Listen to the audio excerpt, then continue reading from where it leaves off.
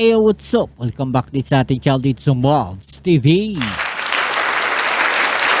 Alright, so tayo nagbabalik ulit mga babayan at ngayon ay pag-uusapan natin ang isang balitang ating nakalap, no? At gagawa natin ng reaksyon mula sa channel ni Sir Romiel TV.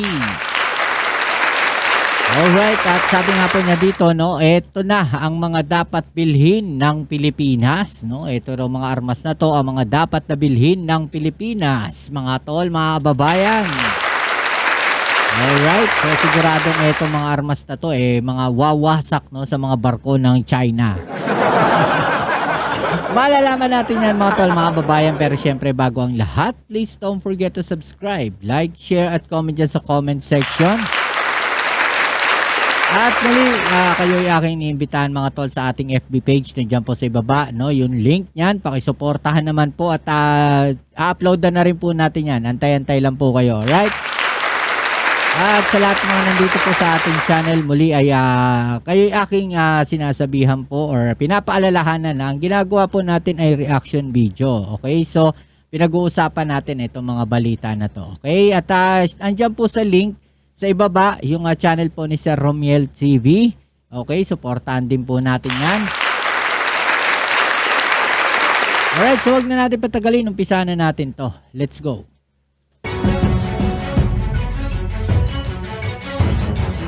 Okay, so bago sana kayo magkomento doon sa mga iba po na nandyan, panoorin nyo po muna ng buo lagi yung mga video natin para makuha nyo po yung konteksto. Okay, so para makuha nyo po yung konteksto at marami kasing marami naman mga nagtatanong, malayo raw yung title, maraming ganito. Okay, so explain ko lang po. Sa thumbnail kasi hindi naman namin pwedeng ilagay lahat. Minsan maiksi. Hindi kasi namin pwedeng ilagay lahat ng detalye doon sa thumbnail. Kaya may mga detalye na may iksi lang yung nilalagay namin. Okay, so parang kung ano yung nilalaman ng kabuuan ng video, sinishortcut namin doon sa thumbnail. At yung ibang nakasulat doon sa thumbnail, galing din naman yan doon sa mga komento namin. Okay, so panoorin nyo po muna yung video kahit papano, kahit kalahati lang, no, para makuha ninyo, no, yung konteksto. Okay, so tuloy natin.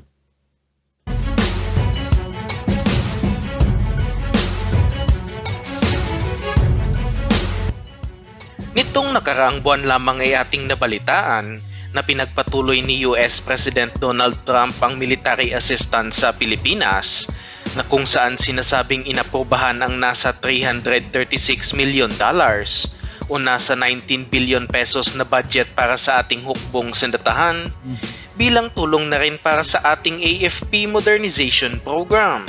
Malaking tulong yan mga tol, no, at lalo ngayon, no, na kinakailangan talaga nating mag-upgrade ng ating mga gamitan, kailangan natin magdagdag, no, especially ng mga barko. Okay, at mga radar system, mga pangdepensa natin, mga missile system, kailangan natin talaga yan dahil yung pondo nga na meron tayo sa bansa natin hindi naman yan sasapat, okay? At sana lang yung pondo na ibibigay ng Amerika sa atin, ng gobyerno ng Amerika sa atin, gamitin natin ng tama. No, wag sana maibulsa. No, yun lang yung panawagan natin. No, sa humahawak ng pondo na yan, di ba? Hindi natin alam sino humahawak ng pondo no? Gobyerno natin, kamo na lang. Pero sana yung pondo na yun mailagay talaga, no, doon sa modernization ng modernization program, no, ng AFP. Okay? So para mas lumakas yung ating defense forces, di ba? Huwag niyo ibulsa. Maraming mga defense equipment ang ino-offer ng Amerika para sa ating bansa. Tulad na lang ng kanilang ino-offer para sa ating Philippine Army na mga M142 High Mobility Artillery Rocket System o HIMARS para sa kanilang Multiple Launch Rocket System project, mga National Advanced Surface-to-Air Missile System o NASAMS para naman sa Shore-Based Air Defense System project ng ating Philippine Air Force. At ang pinakamalaking proyekto sa AFP Modernization Program na Multi-Role Fighter Project na kung saan ino-offer sa atin ang mga F-16 Block 7072 o mga F-16 Vipers na pinaka-latest at pinaka-advanced na variant ng mga F-16 fighters. Napakaganda ng mga produkto na ino-offer ng Amerika at subok na rin sa mga totoong giyera at palagi nating ini-endorso na sana'y ito ang kunin ng ating hukbong sandatahan lalo na't malapit tayong kaalyado ng Amerika. Ngunit sa bagong balita na ating nakalap, mukhang hindi na magandang kumuha ng American-made weapons sa panahon ngayon matapos ibinalitang tuluyan ng itinigil ng US government ang pagbigay ng intelligence data nito sa Ukraine, kaya tuluyan ng madidisconnect ang kanilang mga US-made weapons katulad na lang ng HIMARS, pati na rin mga Patriot surface-to-air missile system na malaking tulong sana laban sa umaataking Russian forces.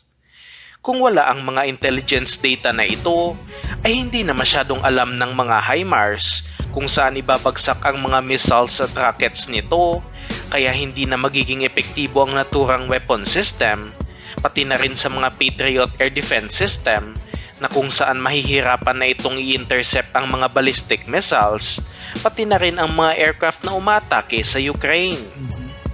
Isa itong eye-opener para sa Pilipinas dahil hindi porket malapit na kaalyado natin ng Amerika ay habang buhay na tayong susuportahan ng bansa at dapat na maghanap pa ng mas maaasahang supplier ng defense equipment ang ating hukbong sandatahan upang hindi lang tayo umasa sa mga armas na offer ng Amerika.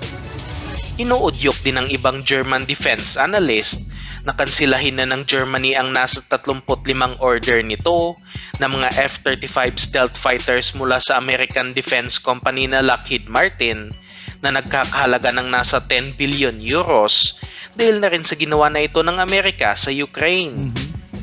Gustong-gusto natin ang mga HIMARS na ino-offer ng Amerika, ngunit ang dapat bilhin ng Pinas ay ang competitor nito tulad na lang ng K239 Chunmo Multiple Launch Rocket System na ino-offer ng South Korea para sa ating Philippine Army at sinasabi ring mas murang produkto kumpara sa HIMARS.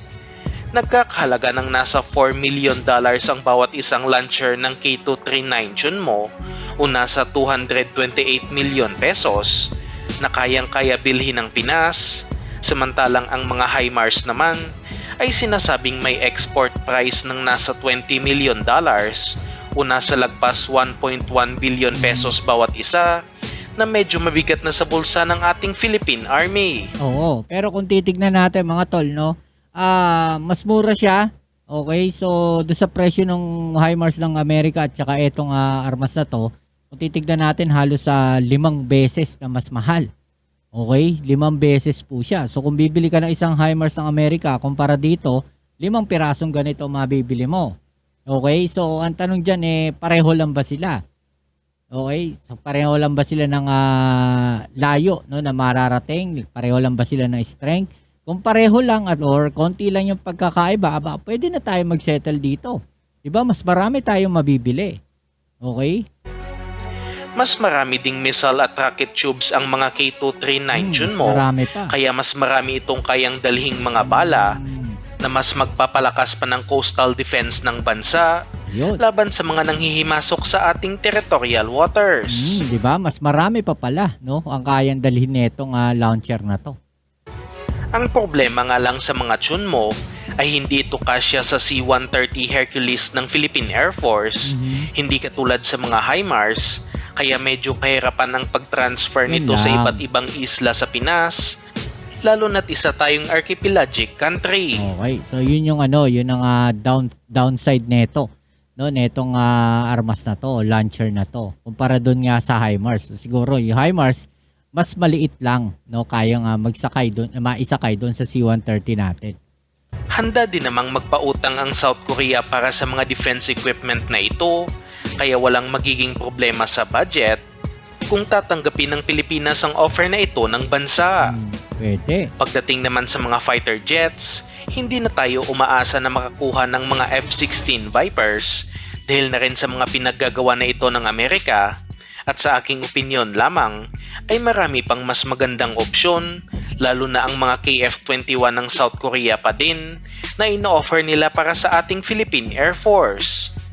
Mayroong taglay na semi-stealth capabilities ang mga KF-21, at ang ibang components nito ay kaparehas sa F-35, kaya napakagandang opsyon nito para sa ating Air Force kung gugustuhin ng bansa ng state-of-the-art na fighter aircraft na kayang protektahan ng ating airspace. Pwede. Di hamak na mas mura ang mga KF-21 dahil sinabi ng Korea Aerospace Industries na kaya nilang pagkasyahin ang nasa 10 KF-21 fighter jet sa budget ng Air Force na nasa 62 billion pesos kumpara sa presyo ng nasa 12 F-16 fighters na umaabot sa 120 billion pesos.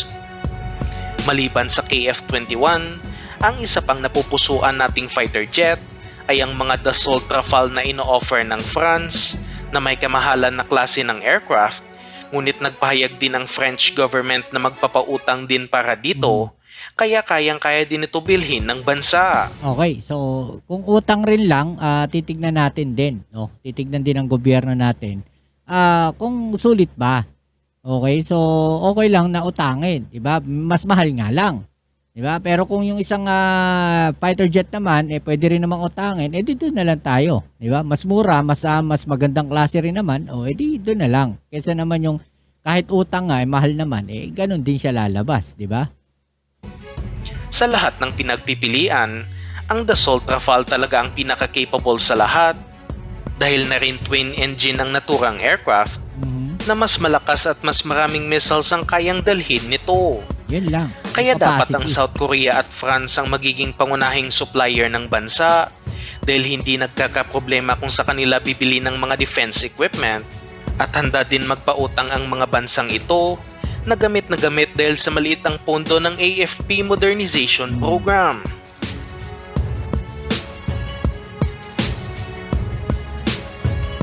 Okay, so isa sa nakikita kong downside dito, mga tol, baka naman magalit yung Amerika pagkasi ba tayo kumuha. Siyempre, ang mangyayari niyan, bigyan namin kayo ng pondo, bibili kayo sa amin ng armas. Di ba? Parang ganon. Di ba? Ang gusto ng Amerika. Ngayon, kung bibigyan tayo ng pondo ng Amerika, tapos iba tayo bibili ng armas, aba. Hindi natin alam ano isipin ng Amerika sa atin, sa Pilipinas. Di ba? Alright, yan. So yan muli, maraming salamat sa lahat ng mga patuloy na kasuporta dito sa ating channel. Kita-kits tayo sa ating next video upload mga tol. Maraming salamat ulit sa lahat ng mga patuloy na nakasuporta. Shoutout sa inyo, maraming salamat sa inyo. Kita-kits tayo sa ating next video upload. Ito muli ang inyong Kuya Mobs dito sa Mobs TV. Peace. I'm out.